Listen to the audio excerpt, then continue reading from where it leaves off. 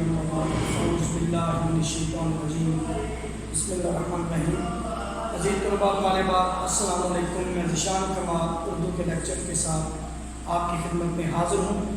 پیارے بچوں، گزشتہ لیکچر میں غلطی یہ ہوئی کہ میں نے مصحفی کی غزل کا تیسرا شعر کروا دیا، آپ کو اس کی تشریح کروا دی، تو وہ لیکچر اپنا سیو کر لیجئے۔ تو یہ لیکچر جو ہوگا اسی ترتیب سے اب چلیں گے لیکچر، اور جب وہ لیکچر آئے گا تو پھر وہ ہم سلپ کر لیں گے، ٹھیک ہے جی۔ تو بچوں، خواجہ میر دھن کی دوسری غزل کا تیسرا شعر ہے کہ جو کچھ کہ ہم نے کی ہے تمنا ملی مگر، یہ آرزو رہی ہے کہ کچھ آرزو نہ ہو۔ اس کا مفہوم ہے کہ ہم نے جو تمنا بھی کی، ہم نے جو آرزو بھی کی، وہ پوری ہوئی، اس کے باوجود ہمارے دل میں یہی خواہش ہے کہ اب دل میں کوئی خواہش پیدا نہ ہو سکے۔ اب بیٹا دیکھیں، شاعر نے اپنے دل سے تمام خواہشات کے رخصت ہونے کی خواہش کی ہے۔ اگر فنی و فکری محاسن میں اس شعر کو پرکھا جائے تو اس شعر میں ترنم ہے، اور یہ ترنم پیدا ہوتا ہے دوسرے مصرے میں لفظ آرزو کی تکرار کی وجہ سے، دوسرے مصرے میں لفظ آرزو کی تکرار کی وجہ سے۔ اب دیکھیں، شاعر نے اس شعر میں تذکرہ کیا ہے خواہش کا، آرزو کا، یعنی اس شعر کا جو مرکز اور محور ہے، جس کے گرد پورا شعر گھوم رہا ہے، وہ ایک لفظ آرزو ہے، جس کے مترادفات خواہش، جس کا ایک اور مترادف ہے تمنا، آرزو، ٹھیک ہے۔ تو خواہش کے بارے میں سب سے پہلے ہم جانتے ہیں کہ خواہش کیا ہے، ٹھیک ہے بیٹا۔ خواہش دراصل طلب کا نام ہے، طلب کا نام ہے، کسی چیز کو حاصل کرنے کی طلب۔ اب دیکھیں، خواہش کے بغیر انسان کی زندگی ممکن نہیں، پہلے یہ بات یاد رکھیں۔ انسان کی زندگی کا اٹھتا ہوا ہر قدم خواہش کی بدولت ہے، حتیٰ کہ انسان کے دل میں پنپنے والا امید کا پودا بھی خواہش کی بدولت پروان چڑھتا ہے۔ آج انسان نے جو کچھ کیا وہ اس کی تمنا، خواہش اور آرزو کا نتیجہ ہے۔ اگر دل میں خواہش نہ رہے تو دل مردہ ہو جاتا ہے، دل مردہ ہو جاتا ہے۔ جیسے شاعر نے کہا کہ دل سے رخصت ہوئی کوئی خواہش، دل سے رخصت ہوئی کوئی خواہش، گریا کچھ بے سبب نہیں آتا۔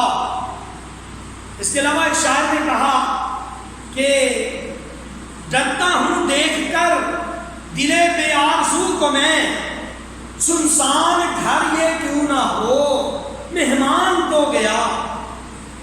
تو خواہش کے نتیجے میں انسان نے ترقی کی۔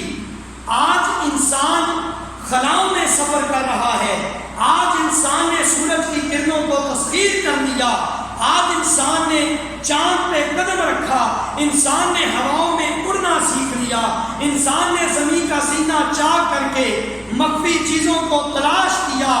انسان نے یہ ترقی کی تو صرف تمنا اور خواہش کی بدولت، آرزو کی بدولت۔ انسان کا تجسس اور تحیر اس کے دل میں خواہش پیدا کرتا ہے، اور خواہش کے نتیجے میں انسان جستجو کرتا ہے، اور جستجو کے نتیجے میں انسان مخفی چیزوں کو تلاش کرنے میں کامیاب ہوتا ہے۔ جیسے وہ شعر ہے کہ جستجو سے ہوا راز یہ منکشف، ایک جہاں اور ہے اس جہاں سے الگ، ایک جہاں اور ہے اس جہاں سے الگ۔ تو خواہش کا ہونا بہت اہم اور ضروری ہے، لیکن شاعر نے اپنے دل سے خواہش کے نکلنے کی آرزو کی۔ کیوں؟ اب اس شاعر کا جو فلسفہ ہے ہم اسے سمجھنے کی کوشش کرتے ہیں۔ بیٹا، خواہش کے دو نتائج ہوتے ہیں، یا تو تکمیل خواہش یا عدم تکمیل خواہش. خواہش کے نتیجے میں یا تو ہم تکمیل خواہش تک پہنچتے ہیں یا عدم تکمیل خواہش یعنی ہماری خواہش پوری نہیں ہوتی. اگر خواہش پوری ہو تو کیا ہوگا؟ کہتے ہیں کہ تکمیل خواہش مرگ خواہش. جب انسان کی خواہش مکمل ہو جاتی ہے تو اس کے دل میں پھر خواہش نہیں رہتی، کیونکہ خواہش کی تکمیل منزل تک رسائی ہے، اور لطف منزل تک پہنچنے میں نہیں بلکہ راستے میں ہے. صبر کرنے میں لطف ہے. جب منزل تک انسان پہنچ جاتا ہے تو اس کی جستجو ختم ہو جاتی ہے، اور انسان کی جستجو کا ختم ہونا اس کی موت کی دلیل ہے، اس کی موت کی علامت ہے. وہ ایک شعر ہے کہ اے راہبر کامل چلنے کو تیار تو ہوں پر یاد رہے، اس وقت مجھے بھٹکا دینا جب سامنے منزل آ جائے گا. کیونکہ اصل مزہ چلتے رہنے میں اور صبر کرنے میں ہے. منزل تک رسائی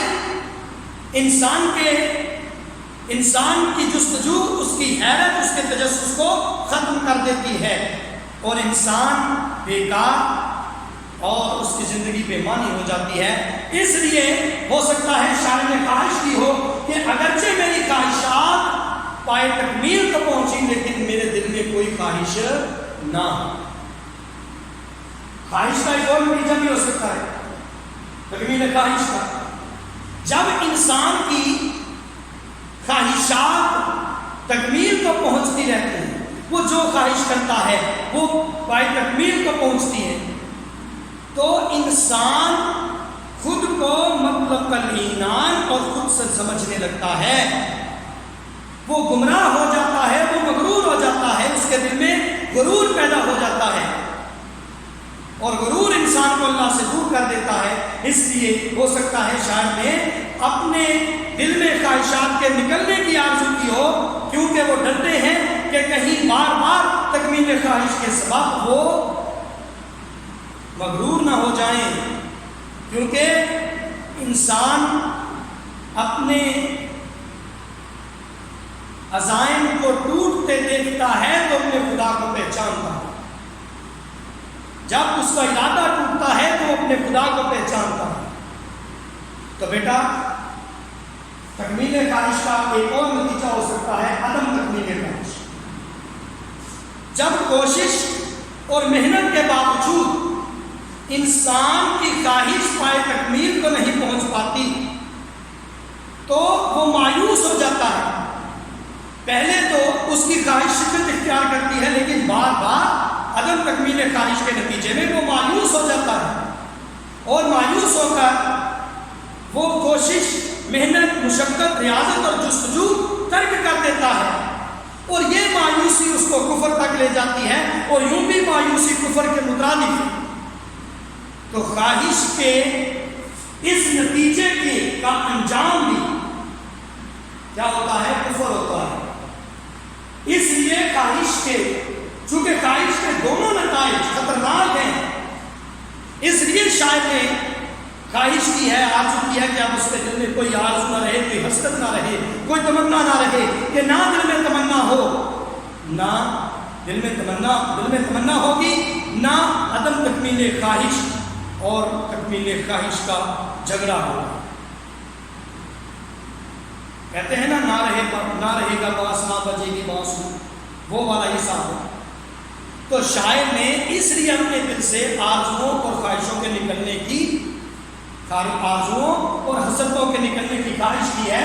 وہ کہتا ہے کہ جو کچھ کہ ہم نے کی ہے تمنا نہیں، مگر کہ ہم نے جو آرزو بھی کی، جو بھی خواہش کی، ایسا نہیں کہ وہ پائے تکمیل تو نہیں پہنچی، یا ہم ایک منزل کے لیے چلے اور منزل تک رسائی پانے میں کامیاب نہ ہو سکے، ایسا نہیں ہوا، بلکہ ہم کبھی محروم تمنا نہیں ہوئے، کیونکہ ہماری کبھی کوئی خواہش عدم تکمیل، ہماری کوئی خواہش عدم تکمیل کے مرحلے میں نہیں رکی، بلکہ ہم نے جو خواہش کی، جو آرزو بھی کی، وہ پوری ہوئی، اس کے باوجود ہم چاہتے ہیں کہ اب ہمارے دل میں کوئی آرزو کوئی خواہش نہ رہے۔ یہاں پہ آرزو اور خواہشوں سے مراد دنیاوی خواہش بھی ہو سکتا ہے، کیونکہ دنیاوی خواہش انسان کو اپنے مقصد حیات سے دور لے جاتی ہے، دنیاوی خواہش انسان کو اللہ سے دور کر دیتی ہے، اور شاید ہرگز نہیں چاہتا کہ وہ ان دنیاوی خواہشات کی وجہ سے اپنے خدا سے، اپنے اللہ سے، اپنے خالق سے، اپنے رازق، اپنے مالک سے دور ہو جائے اور اپنے نصب العین اور اپنے مقصد حیات کو فراموش کر دے۔ اس لیے شاید کہتا ہے کہ جانتا ہوں کہ ہماری ہر خواہش پوری ہوئی، لیکن پھر بھی اب میں چاہتا ہوں کہ میرے دل میں کوئی خواہش نہ رہے، کہ یہ خواہشات کبھی مٹنے کا نام نہیں لیتی۔ جب انسان پیدا ہوتا ہے اور کچھ ہوش سنبھالتا ہے تو اس کے دل میں چھوٹی چھوٹی خواہشات پیدا ہونا شروع ہو جاتی ہیں، پھر خواہشات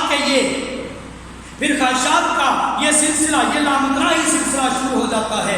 انسان کے دل میں خواہش کا پودا پنپتا ہے اور پروان چڑھتا چلا جاتا ہے۔ انسان کبھی خواہشات سے دستبردار نہیں ہوتا، حتیٰ کہ مرتے وقت بھی اس کے دل میں کئی خواہشات ہوتی ہیں جن کو لیے وہ دنیا سے رخصت ہو جاتا ہے۔ یعنی انسان مرتے دم تک خواہش سے جدا نہیں ہو سکتا۔ ہزاروں خواہشیں ایسی کہ ہر خواہش پہ دم نکلے، بہت نکلے میرے ارمان لیکن پھر بھی کم نکلے۔ خواہش کبھی ختم نہیں ہوتی، اور یہ خواہشات ہیں جو انسان کو اللہ تبارک و تعالیٰ سے دور لے جاتی ہیں۔ اس لیے شاعر نے کہا کہ میں چاہتا ہوں میرے دل میں اب دنیا کی کوئی خواہش نہ رہے، میرا دل دنیا سے اٹھ جائے، اب دنیا سے مجھے کوئی سروکار نہ رہے، میں دنیا سے بے نیاز ہو جاؤں، دنیا ما فیہا کی کوئی خواہش میرے دل میں جنم نہ لے سکے، کیونکہ میں اپنے مقصد حیات اور اپنے نصب العین کی خاطر اپنی خواہشات پر قربان کرنا چاہتا ہوں۔ بیٹا یہ مفہوم ہے شعر کا، میرا خیال ہے بات آپ کی سمجھ میں آ چکی ہوگی، اس کو اچھی طرح سنیں، بات کو سمجھنے کی کوشش کریں۔ آپ دیکھیں اس میں شعر کہ تمناؤں میں الجھایا گیا ہوں، کھلونے دے کے بہلایا گیا ہوں۔ انسان تمناؤں میں الجھتا چلا جاتا ہے۔ یہ تمنائیں اور آرزوئیں یہ دنیاوی خواہشات اور کھلونوں کی طرح ہوتی ہیں، جس طرح بچے کھلونوں سے بہلتے ہیں، اسی طرح انسان اس دنیا میں جو خواہش کرتا ہے وہ کھلونے کی طرح ہوتی ہے، اور اس کھلونوں میں انسان کا جی پھنس کے اور الجھ کے رہ جاتا ہے، اس لیے وہ اپنا مقصد بھول جاتا ہے۔ اس لیے شاید چاہتا ہے کہ اس کے دل میں اب دنیا کی کوئی خواہش نہ رہے۔ اور شعر ہے بہادر مولانا ظفر علی خان کا، اور بہادر شاہ ظفر، بیٹا غلطی ہوئی، بہادر شاہ ظفر۔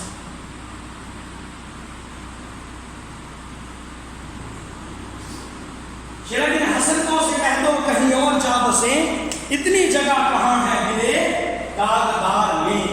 اور شعر غالب کا ہے ہزاروں خواہشیں ایسی کہ ہر خواہش پہ دم نکلے، بہت نکلے میرے ارمان لیکن پھر بھی کم نکلے۔ اور میرا شعر ہے اب کوئی آرزو نہ ہو دل میں، اب کوئی آرزو نہ ہو دل میں، بس یہی ایک آرزو ہے میاں۔